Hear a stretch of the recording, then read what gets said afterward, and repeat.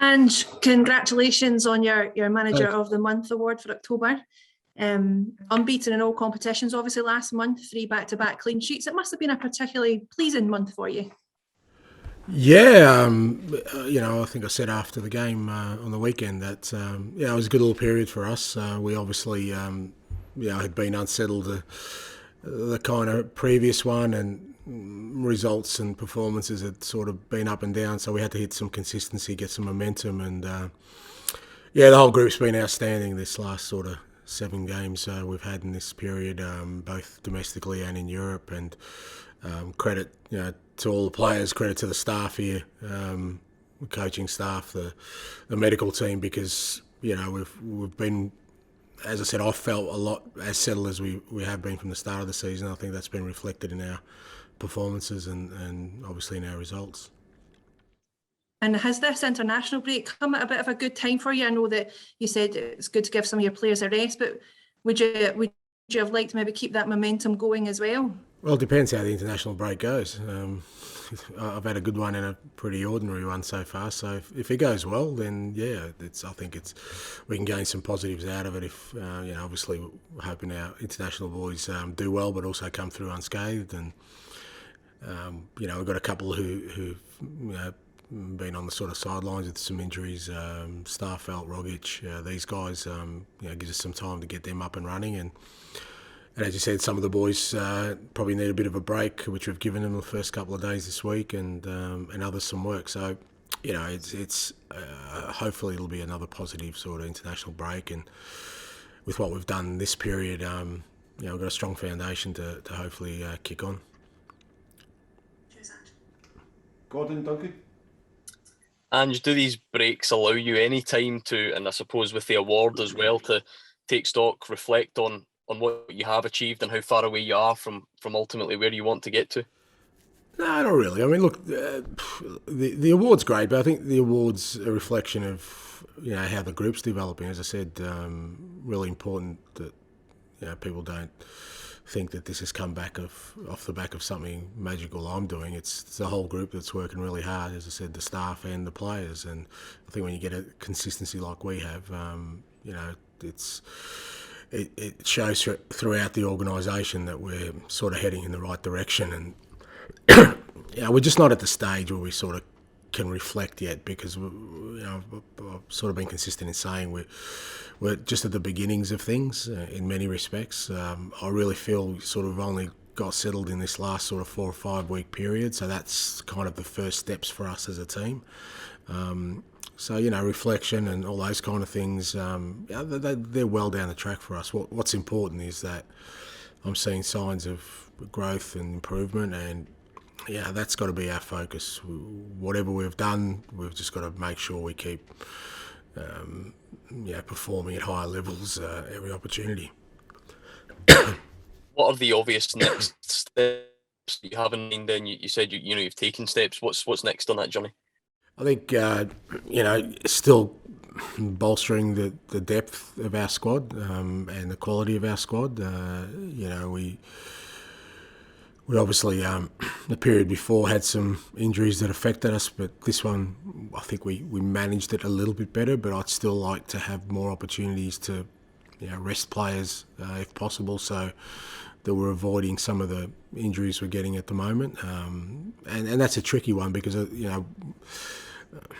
it's particularly when you're doing well, I'm not changing the team too much, so the guys outside the team or outside the squad aren't getting a lot of game time, so it's a balance of trying to get them game time without affecting, our fluency, our cohesion. So, as I said, I'm hoping that the next level for us is obviously after this 2-week break, we go right through to the new year and a lot of games, a lot of important games, and hopefully we have the ability to call on more players of the squad without it sort of affecting our team performance.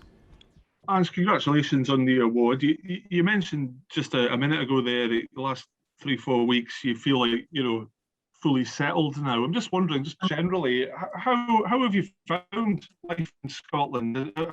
Have you found settling in process? In terms of generally really easy, I guess, just from the point of view of because literally from when I hit the ground here, we've had to be going at 100 miles an hour. That I haven't had a chance to sort of, get my head up and worry about too many things. And to be fair, I've got a fantastic family support network with my wife, and who kind of understands that, and the club and everyone around the club's been really great in just allowing me to focus on the things that I think are important at the moment, and that is, sort of creating an environment here that will hopefully give us the basis for success. So there haven't been for me too many distractions or things to take me away from that, and that's important to me, because especially in these early stages, I mean, if I was sort of unsettled, whether that was within the organisation or outside in life in general, I think that would affect my ability to perform the tasks I need to. So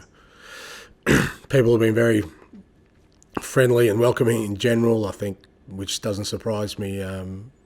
Coming here to Scotland, it may surprise people here, but you're actually a friendly lot. So it's been quite easy a transition for me. Obviously, it's been touched on the fantastic run of results you had in October. You're very well placed. Just a few points behind your big city rivals, Rangers. Obviously, across the city, there seems to be a bit of uncertainty there at the moment as to whether their manager will stay or will be going. I'm just wondering, as the manager of their big rivals, how much attention have you been paying to what's going on there with regards to that? Because I would imagine any uncertainty or upheaval at Ibrox, would potentially be a good thing from your point of view. Yeah, they're the kind of distractions that I avoid, to be honest. That's what I'm talking about. I've been really laser focused on here, and I'll continue to be, and I'm trying to get everyone here, and it hasn't been too difficult to do that as well. As I said, people seem to want to. It's like we watch TV these days. People binge a series in one night because we don't want to sit there and wait another week for an episode, which is what you used to do in the old days, as you'd know. And I felt like people wanted to binge this season as well. It's like one result and it's over, or one good result and it's done. So I'm just making everyone really aware that we can't get distracted by anything, by anyone else or anything else, because we're trying to build something here. And when you're trying to build something and be successful, you can't afford to be looking over your fence to what other people are doing. We've got to build our house, make it nice and beautiful, and then see how it stacks up against the rest of the neighbourhood. Ange, has this break allowed you to ramp up your planning for the January transfer window? You'd love it if it did, because then you'd be asking me more questions about it. It hasn't ramped it up. It's a constant for me. It is. I've said that I'm a pretty. I like to work pretty methodically. I don't like to rush into things, whether that's decisions about current state of affairs or future affairs. And that's why the sort of summer transfer window for me was way too chaotic, but understandably so, because that's the situation I was put into, and I don't want that to happen in January, and I don't want for that to happen in the future, and that won't happen if we start working methodically from now. So that doesn't mean we ramp up things or we do things at a faster pace. It just means that we do things in a systematic way that allows us to make the best decision without sort of feeling pressure of time or any sort of other anxieties, because when that happens, you're more than likely to potentially get something wrong or do something in haste rather than because it's a good decision. So there's no doubt these periods where there's no games allows you to focus on other areas of the organisation. That's one of them, but there's also other areas within here structurally that are also equally getting my attention at the moment. And on the players that have been out over the last period, I think Starfelt, Rogic, obviously Julian's a long-term one, and Taylor, are they all on track to be back when you were expecting them to be? Yeah, on track, different sort of return dates. With Tommy, he was the first one he got the injury before Carl, so Tommy's working really hard to try and be available once the break's over. It'll be touch and go, but if it's not straight after. It won't be long after. Same with Carl, I suspect. As you said, Chris and Greg are on schedule, but still, I wouldn't put a return date on them at the moment. But we're encouraged with both of their progress, and they're encouraged as well that that they're not going to be too far off, hopefully. Hi, Ange. Congratulations on the appointment. You talked about the growth and progress of your team. Did you always think it was going to take a 3 to 4 month period before you really started to see what you were trying to build here? Hard to say. Like, it's you just don't know, because there's so many variables that still remain uncertain. We kind of look like we were, on the sort of right track, and then we obviously lost Cal McGregor and Furuhashi for a period, and then we had to get in players pretty quickly. So, that stalled our progress a little bit. So, I've never put timelines to these things. You just got to be aware of what's going on at that. As I said, for me, the main thing is to stay present in the moment. If you start looking too far ahead or casting your mind too far back, I think you miss the opportunity to assess where you're really at. And progress is, it's not a linear thing. I've never seen it as that. Sometimes you think, well, we're well ahead of schedule. Other times you think we need to ramp things up a bit. What I look at is how we're performing right now, and we're performing better now than we were 4 weeks ago.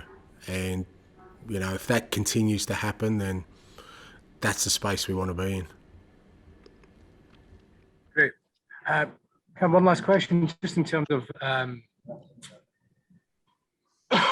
the next 11 weeks. You're going to have, you've got 6 games across how many competitions? 3 competitions. It's really ramping up now, isn't it? How do you view this period in terms of your season? Yeah, pretty important. But if you look at this sort of last period we went through, we were almost perfect. We had, I think, 7 games, 6 wins, a draw. But we had to be. Any slip-ups, and even in one result, and we could have fallen out of European contention. We wouldn't have moved up the table in the league. So you kind of know how precarious this whole thing is. If you kind of think that, okay, we've got, we're on a good roll here and we can achieve something. What's got to be important for us is that, we keep improving our performances. We've played well throughout this period, I believe, and that's given us the end product. That's what we've got to keep doing, because it doesn't take much. You have one bad result in any of these competitions, and all of a sudden you're again, having to make up for lost ground. So I think that's the most pleasing thing about the period we've come through. We knew that at the start of it. We because of our results up until the last international break, we kind of set a task of, we knew we had to be almost perfect through these 7 games if we wanted to, make progress in both domestically and in Europe. And with that sort of challenge, it was great to see the staff and the players all sort of rise to that occasion, because, as you guys all know, this is a big football club with big expectations, and that's when you measure it, when the stakes are at highest, and they were in this period. As I said, it's easy to reflect now, but we couldn't afford any slip-ups. If we had one slip-up in Europe or one slip-up in the league, in terms of a defeat, then we'd have maybe a different outlook as to where we sit right now. So we challenged the players. I certainly challenged the players and the staff for that, and I'm really pleased that they came through it as they did, and hopefully that gives them some real belief. I think for you, last one. Hi, Ange. Just go back to Andrew's question about the recruitment there. Do you envisage it being a busy January in terms of ins and outs? Or are you relatively happy with the current makeup of the squad? Well, it depends what you classify as busy. It won't be as busy as the summer, but we will have some activity, as I've already said. That there's some areas I feel we should strengthen, and but again, a lot of that will and why we're not in any rush is to see how the ones we've got here develop over the next sort of period of time as well, because we've had some players who have shown some fantastic acceleration in their development over the last period, and which has been pleasing to see. Which means maybe we don't need to reinforce those areas. We can look at other areas, but as we go along, we'll see what gaps need to be filled. But I wouldn't envisage it to be too busy, but we will have some inclusions during that period.